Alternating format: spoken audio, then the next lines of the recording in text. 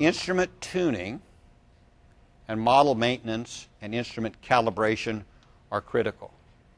So one time we shut down for a leak. It had to be a false leak in one particular location, and in the incident analysis we were looking at saying, why would we get a false leak alarm?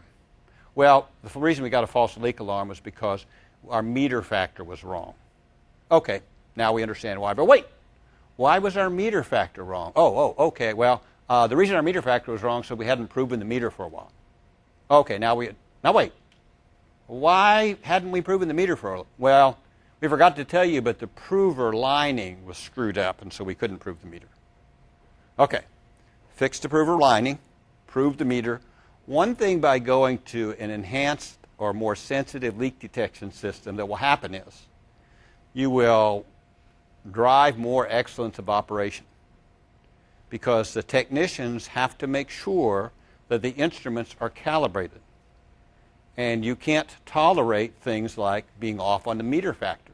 So there are some interesting unexpected benefits that come along that have nothing to do with leak detection whenever you go to an enhanced or more sensitive leak detection system. So, but don't even start down that road if you're not committed to making sure that the model is tuned and making sure that your instruments are taken care of. So when I talk about tuning the model, what do I mean? What I mean by tuning the model is tweaking the model a little bit to make sure that the way it says the pipeline should be operating is consistent with the way the pipeline is operating. And not that you really wanted to know, but the main way that leak detection modelers do that is by tweaking the roughness factor on the pipe. So whenever they're doing the hydraulic models, they can tweak that a little bit, which then tweaks the friction factor a little bit, which brings it into play.